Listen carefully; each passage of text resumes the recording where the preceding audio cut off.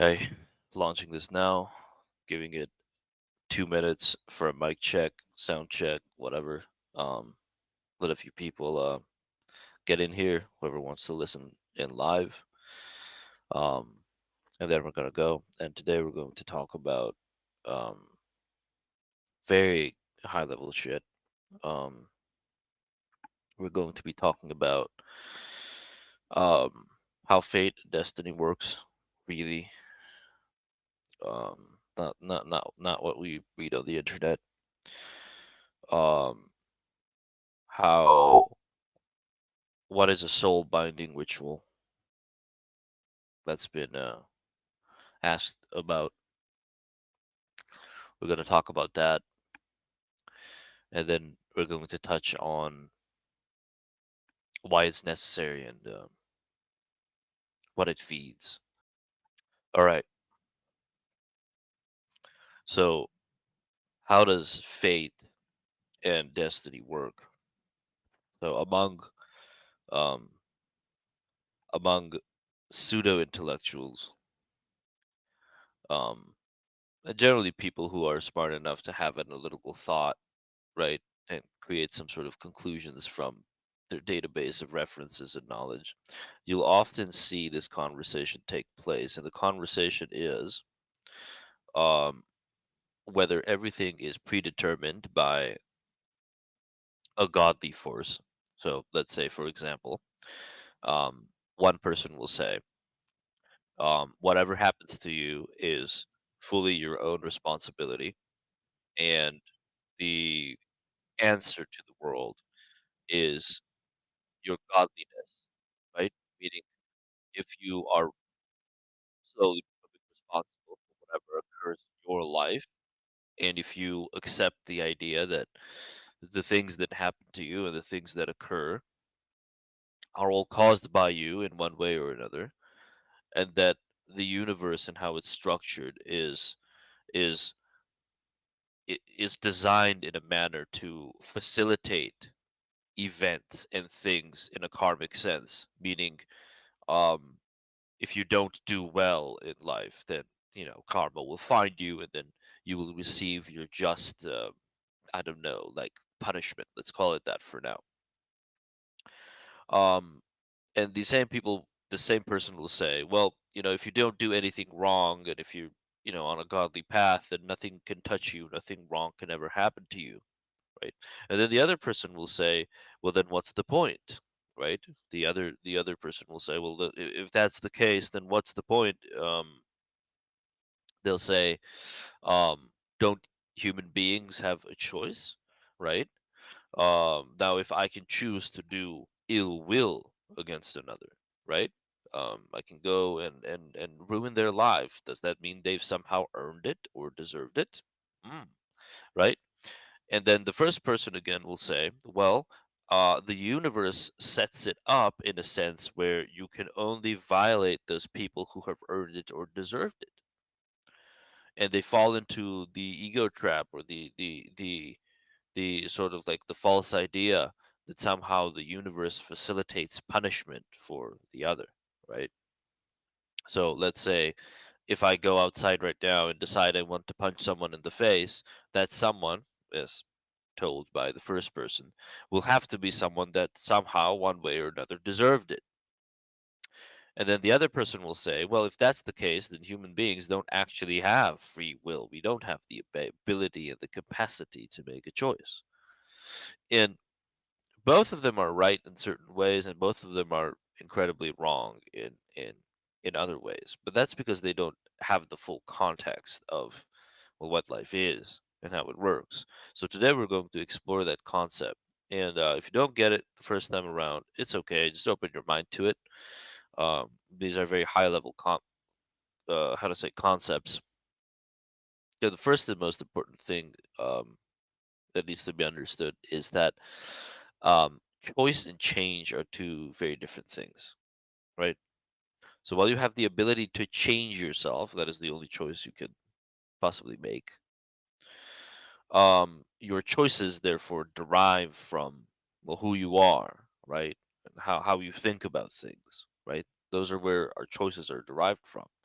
So it's also a choice whether you want to change yourself or not change yourself, right?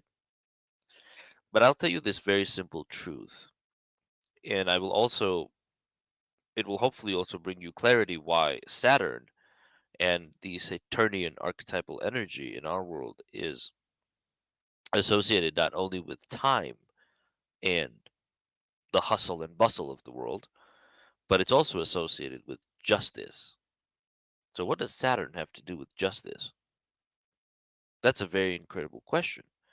A lot of self-proclaimed occultists and esoteric, minds, they won't be able to answer this question to you. They just know that symbolically, the justice in a certain way, karmic justice, is associated with Saturn. But why? Well, because this is how the universe works. The destiny of our world, right? The destiny of our world is to bring about perfect deterministic justice at all times. So, for example,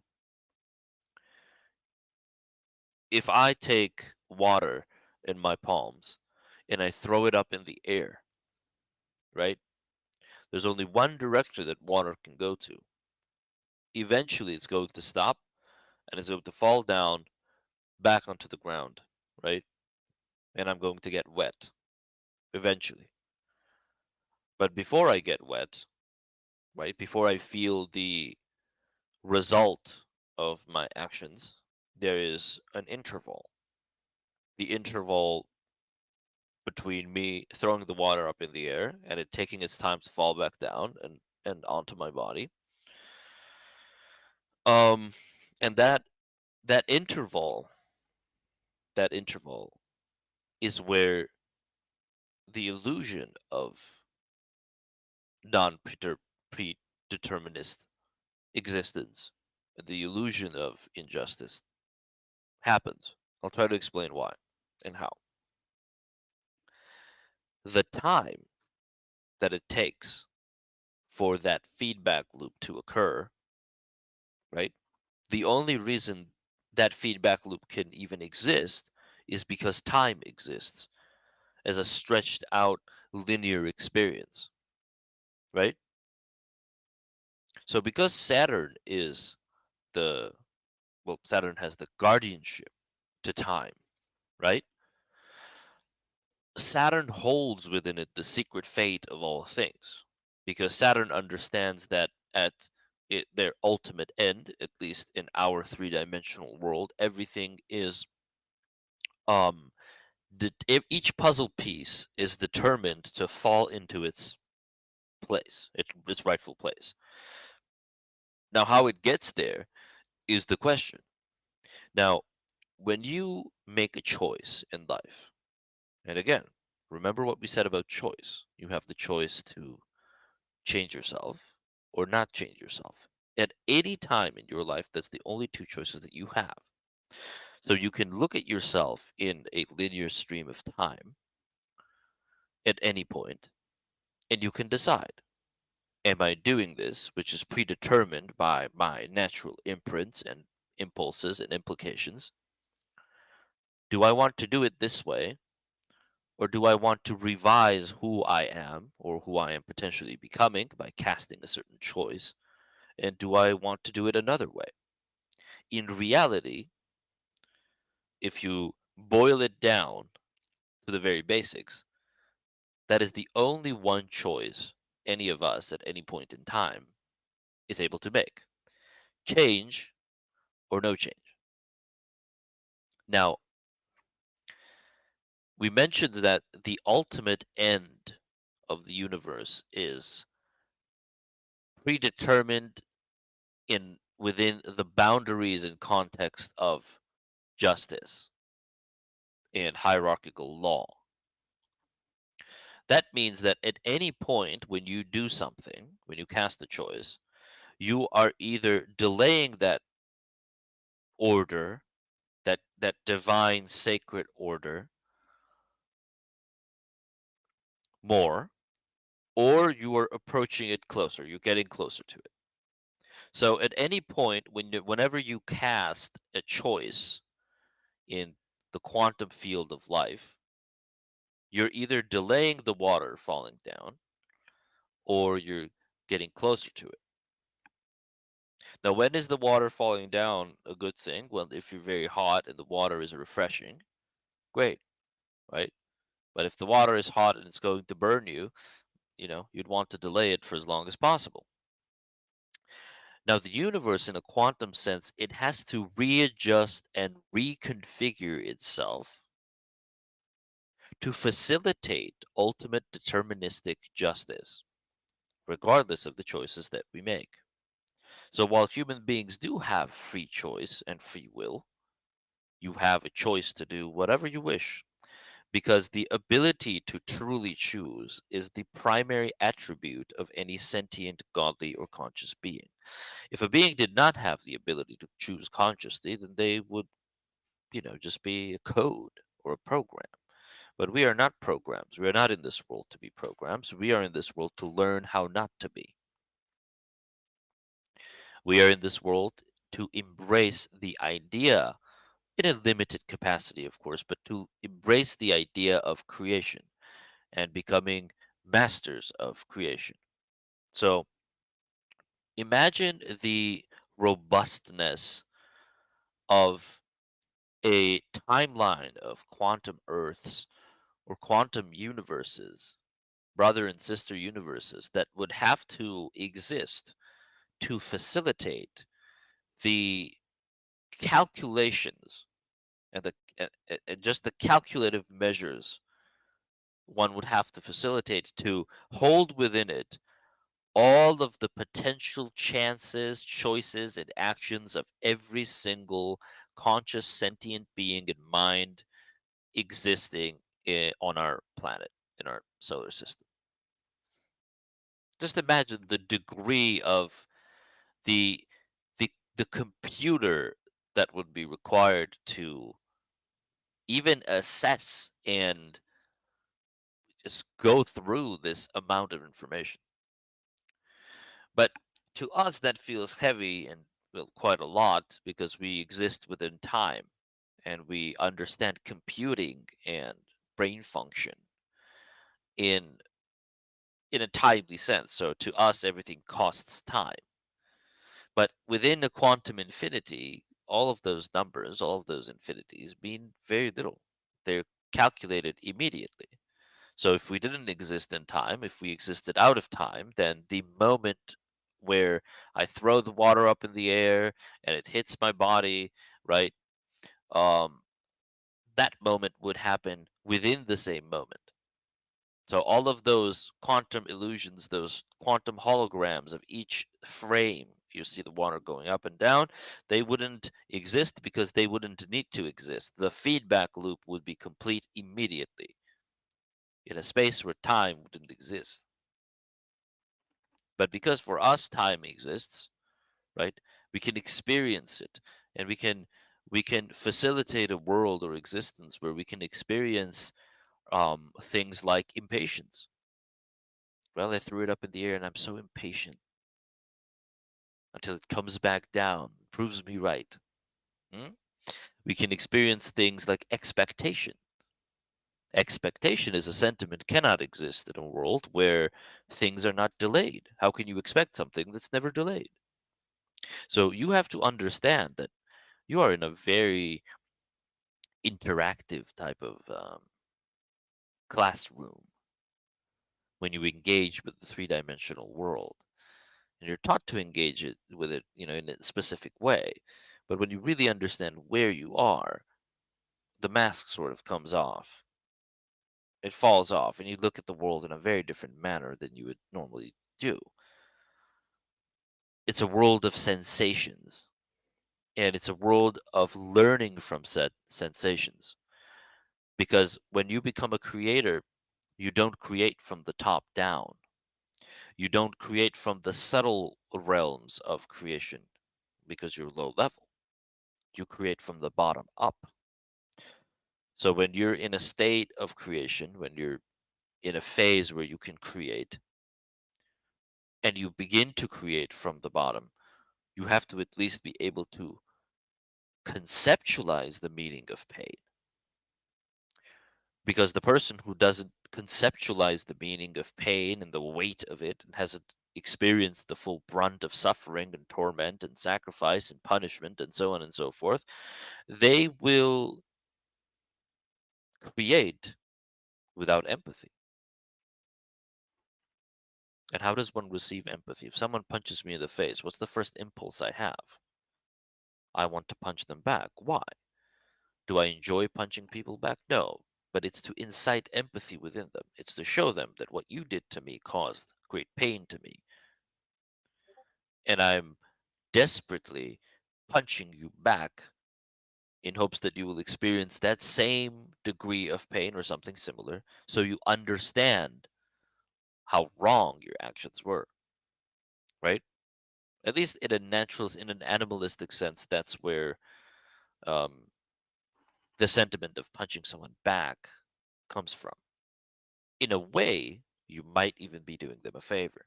In a way, in a mystical way. Now, I'm not saying spit on everyone who spits back, spits on you. That's not the wisest thing to do. But I'm just saying the animalistic impulse to do so comes from that, to incite empathy within the person who has made us a victim of their choices. So if when someone says everything is predetermined, yada yada, um, yes, it is. At its ultimate end, all things are just. But in the present moment, and this is where most thinkers and most people, again, because they don't hold the full context of the meaning of life, this is where most people go wrong. They get stuck in the ego trap. And the ego trap is I am fully responsible for whatever happens to me and my actions. And whatever happens to me is caused by myself and no one else. They diminish the other. They diminish the choices of the other. They want to see themselves as the ultimate creator of their experience. But if that were true, we wouldn't have to exist in a world of collective abundance and interaction. We are social beings, and our bodies and our human minds are designed to be social beings. We are designed to have to brush up to one another in sometimes in uncomfortable ways. That is what tests us. So, yes, you can be in a state of bliss or blissful existence, but that does not mean that you're exempt from the choices of others. Um, will you attract certain experiences or certain type of experiences or certain types of people? Yes, you will, most likely. Will the chances of something rough happening to you decrease as you go on a stronger spiritual path? Yes, of course. But are you exempt from the choices of others affecting you? Absolutely not. Absolutely not. If that were true, the very nature of this reality would become obsolete. If no one can touch you, then why is anyone in the room with you anyway? So the the bullet dodging scene from the Matrix, right, often inspires this sort of thought. But if you look at the true depth of what that means, it's that it's not that the bullets are never fired in your direction. They are. And that's a very important element. It's not that the attack stops coming.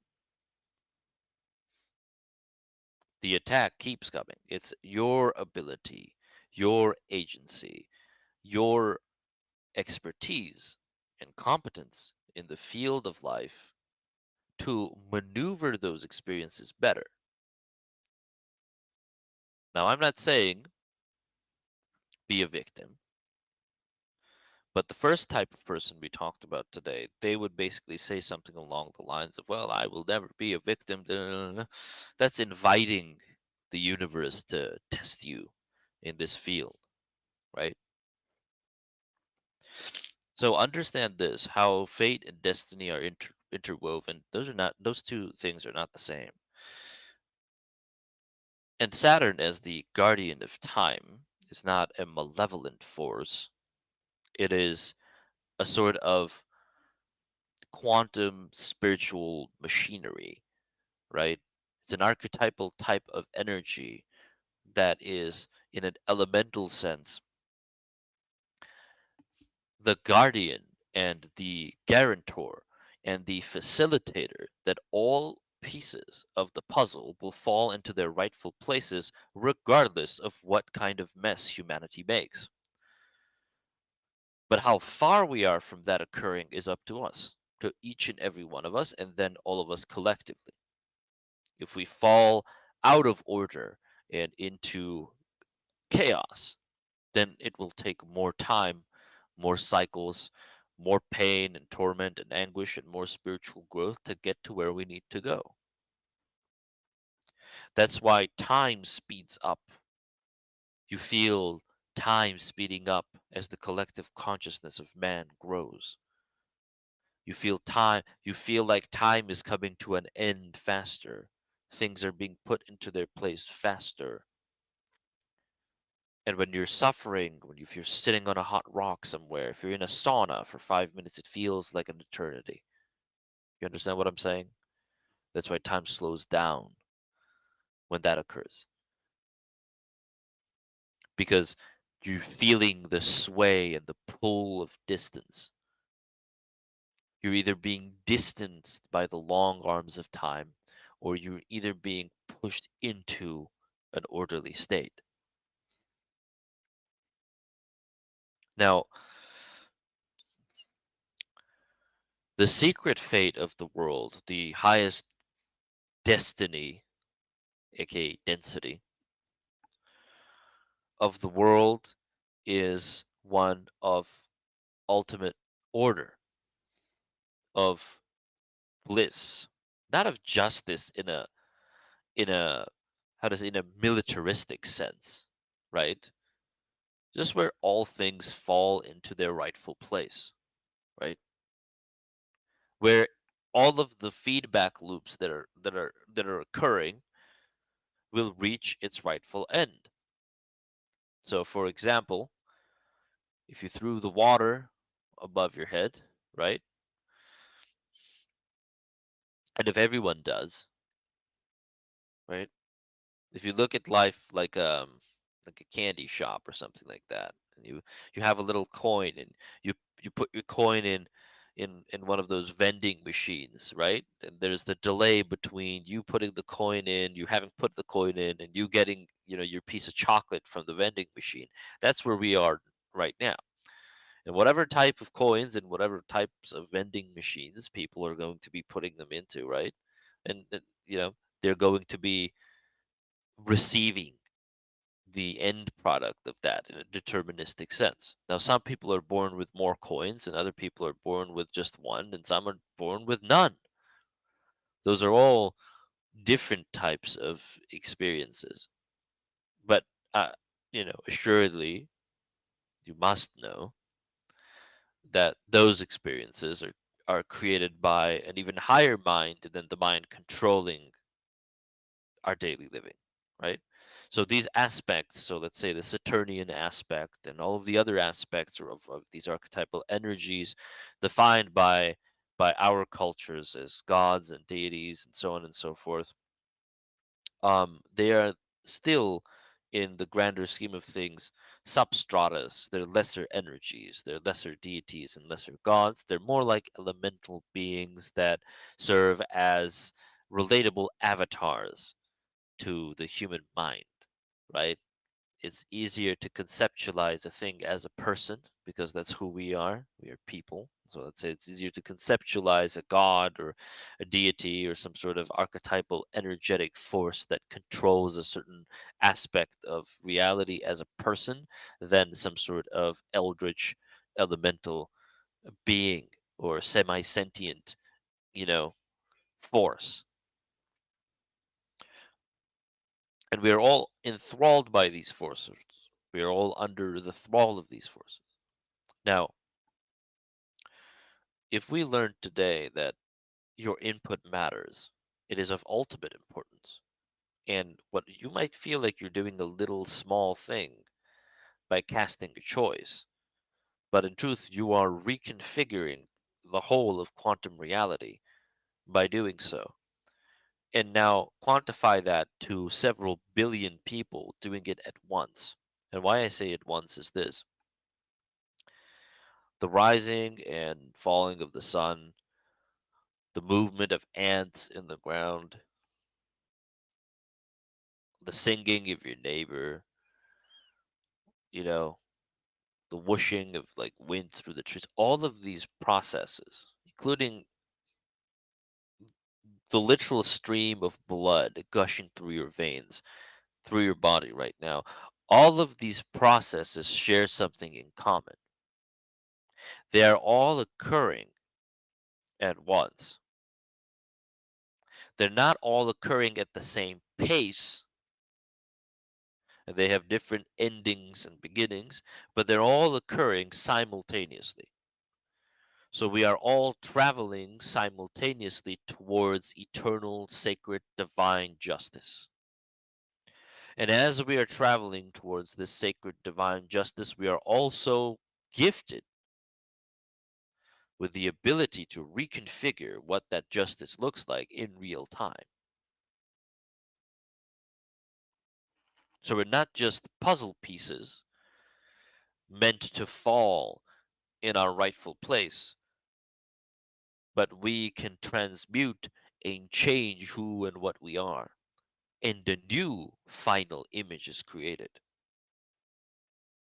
And the final image is that of a mirror of light reflecting back to humanity its final concept, the final shape of man, the final destination of our collective soul force. So we're not just attracting or achieving our final destined fate, we are, in fact, creating it. And humanity has attempted to create it for millennia. It has attempted to do so a multitude of times and failed even more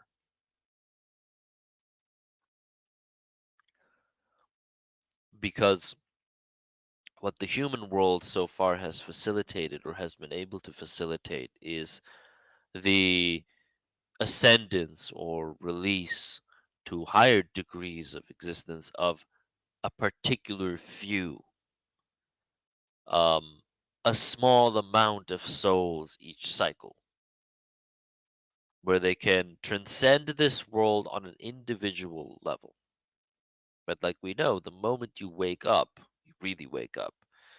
Remember that scene from The Matrix where Neo wakes up in his pod? What's the first thing he sees? He sees that everyone else is asleep. And the calling of the environment, the calling of the situation, the very situation he is in, he now has a new purpose, and that new purpose is I need to get these people out of there. They don't know what's going on. But our world has an incredible opportunity to become not the arena for the awakening of a few select souls and consciousness, but to become the arena for a mass awakening of souls and consciousness. Our collective great escape, so to speak, from the death grip of our own insanities and incompetences. Human beings are very incompetent. The very reason we even exist in this fragmented state, and I touched on this a while back over text, the very reason we exist in a fragmented state is very dark. There's light in there too, but there's also dark. And I'll give you an example of how that occurs. If you went through a very traumatic and stressful experience, what's the first thing your brain would do to protect you from going insane? It would make you forget. Your brain, your mind would rewire itself to forget the short and long-term memory of the trauma that you've inherited from that specific moment in time where your physicality was challenged and your mental faculties were challenged as well.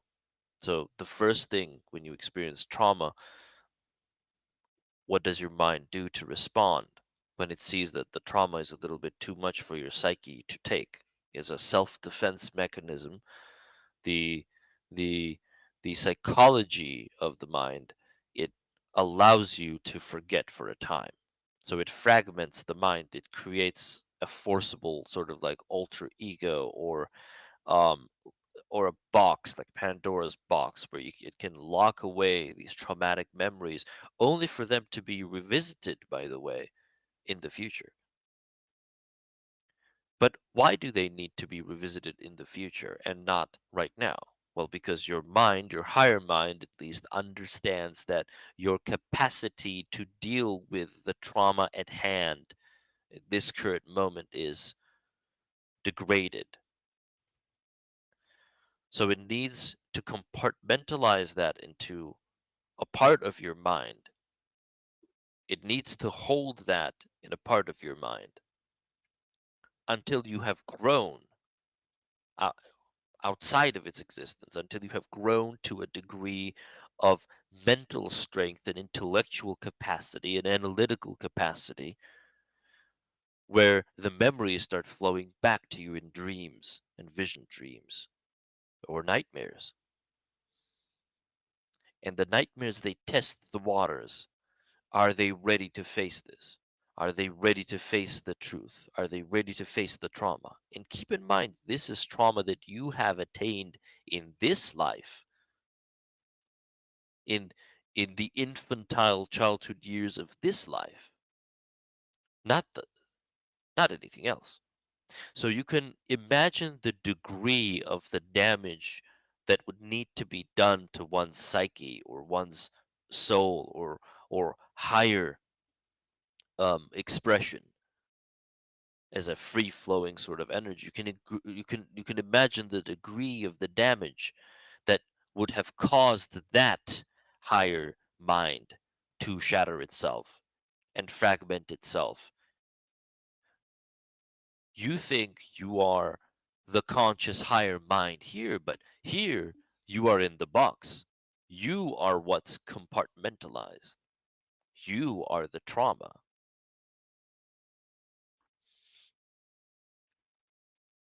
You understand now? You understand the symbolism of the box and the cube and the four sacred divine corners of the three-dimensional world. You are the trauma that is compartmentalized and held. You are levitating within this holographic mind space of three-dimensional reality. And you're able to interface in a non-conscious state with your higher mind. And your higher mind can interface with you the more you allow it. The more you work through your own damage and your own trauma and improve yourself, the more you can reintegrate with the higher mind. As above, so below, the universe is mental. That's what it means. Again, I'm going to repeat this because it's not an easy, simple concept to understand. And it's a sort of a darker truth, right? But there's a light at the end of that tunnel. And the light at the end of that tunnel tells you of your divine nature, but also where you are. Again, I will repeat. What does the brain do when it experiences trauma? It turns it into an amnesiac state. It makes you forget.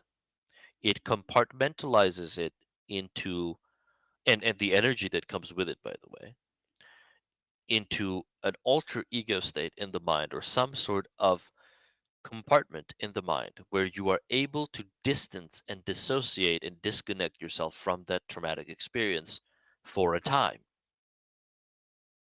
If something terrible happened to me when I was a child, I will forget it because my psyche is not developed yet to face, in an analytical and logical sense, that truth. And if I can't face that truth in an analytical and logical sense, that my psyche will be damaged and I will become subject to insanity. So 15 years pass, they come back. I'm reeling from the experience. There's an image, there's a smell, there's some sort of, it's a senses type of thing. It comes back to me over time. And then I get tested by the nightmare. Then I get tested by the dream. And then maybe I'll seek out therapy. And eventually I can unblock and unlock this compartmentalized box and peer within it with less fear than is expected of me. And if I can do that, if I can reintegrate that box, then I understand the concept of fragmentation, of psychological fragmentation. And then I perhaps am ready for full self recovery, meaning I'm ready to understand that where I live right now, I am the thing that was put in the box. I am the soul wound that had to be locked away. But I'm also gifted with the ability to heal myself. I'm also gifted with the desire and inner strive towards fullness and wholeness and completion.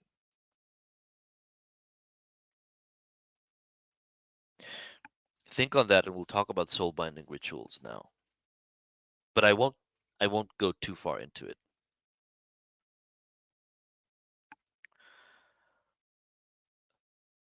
The meaning and purpose of all cosmic and spiritual wounds is to delay. Um, the the primordial function of all ritual is to delay.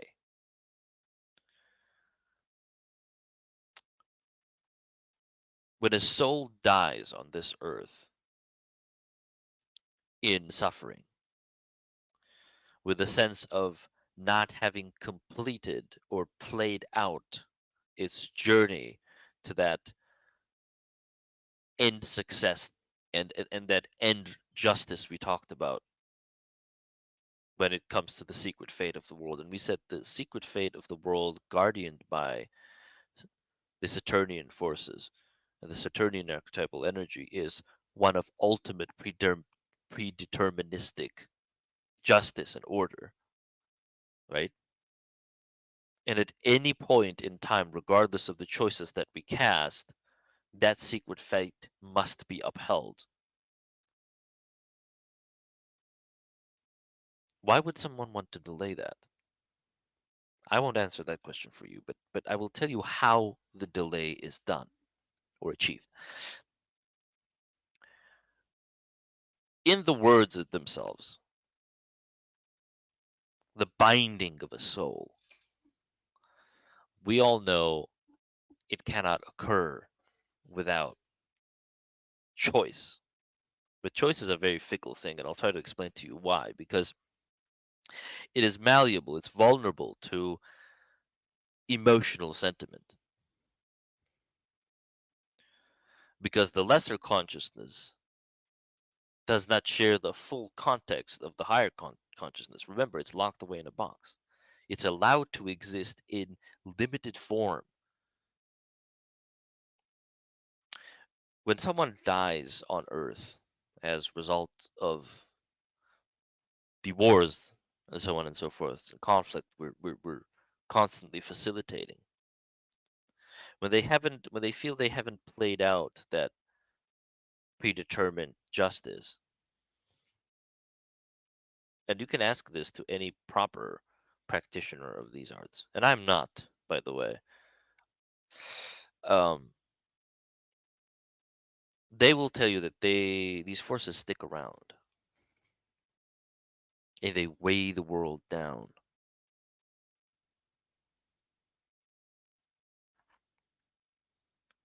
So if you can bind a soul onto Earth, so you can look at Earth as traveling somewhere, you can bind a soul to weigh it down, to bog it down. You could look at it in a sense, in almost like a plasmoid sense or ectoplasmic sense. If you can bog it down and disallow them to move on, you create more trauma and more compartments.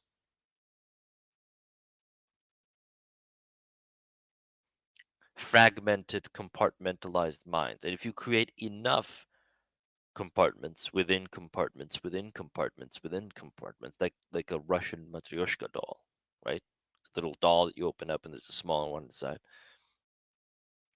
Eventually, you will achieve a state of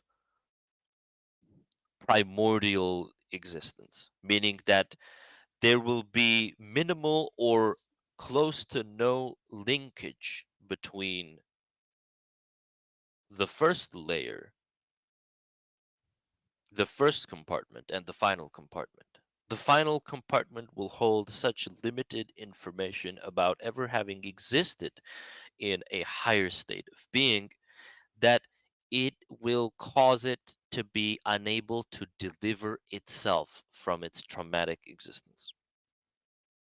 We are beyond that curse right now, us. We are able to deliver ourselves from our cursed living, so to speak, if we want to call it, if we want to antagonize the experience, right?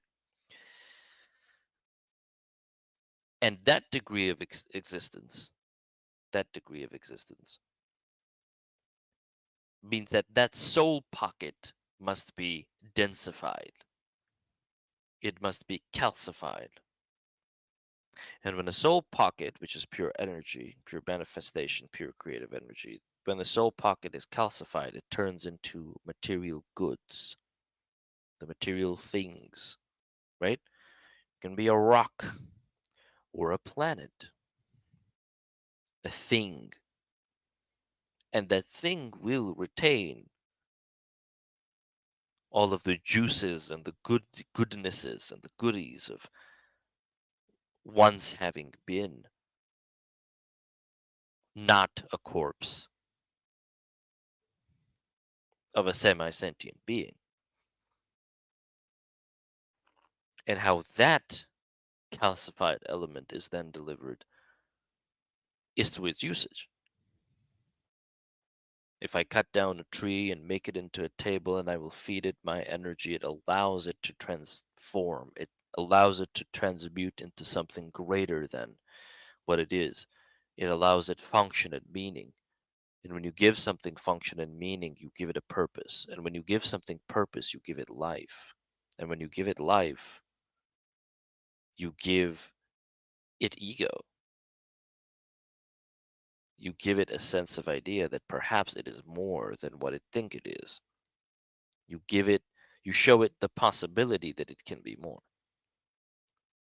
If I take a pet dog and I nurture it and I treat it like a human and I give it expectations and responsibilities like a human and scheduling like a human and behavior like a human, perhaps over a millennia of time, for us that's a long time, for the quantum state universe it's nothing.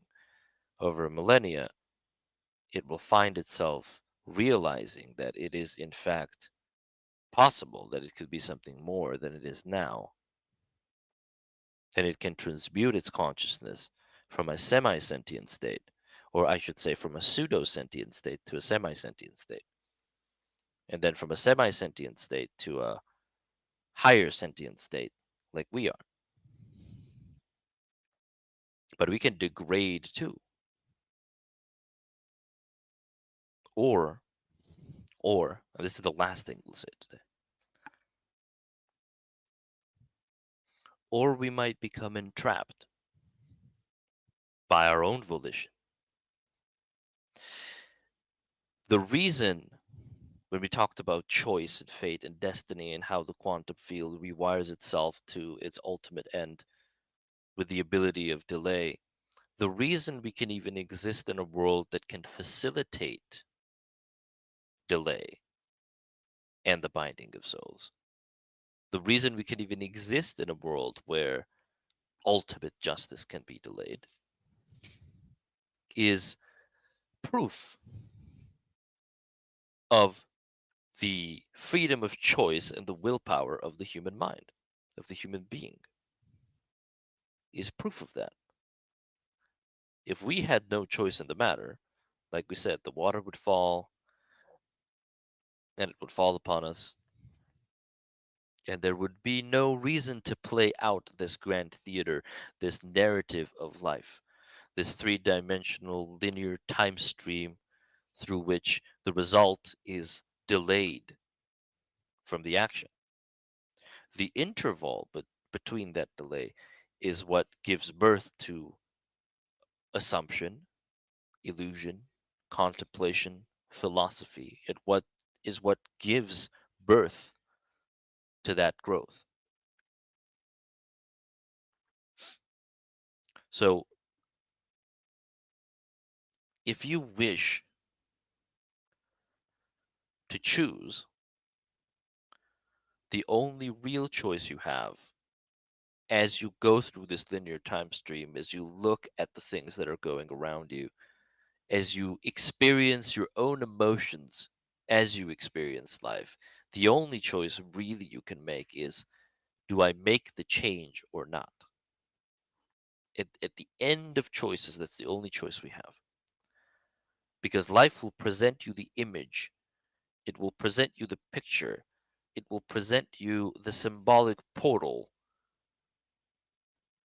to the things that you can possibly go to, things that are sympathetic to you at this point of time.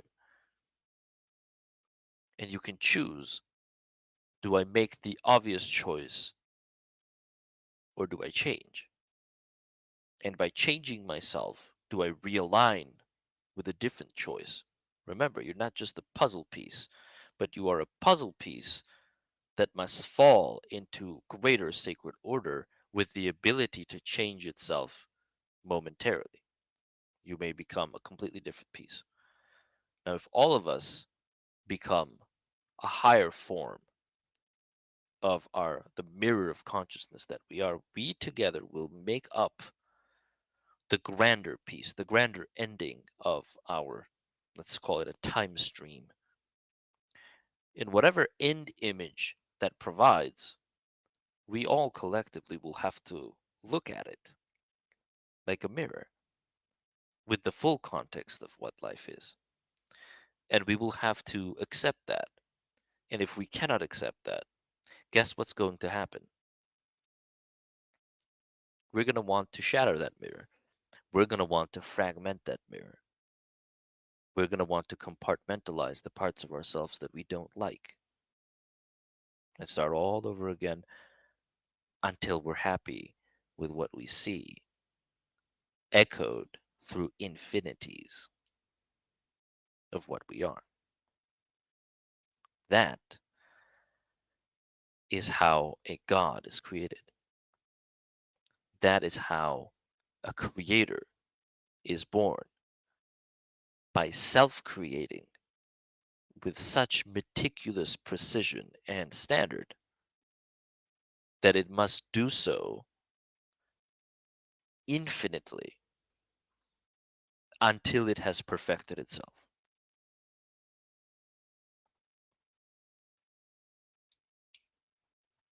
You can think on that. Thanks for listening.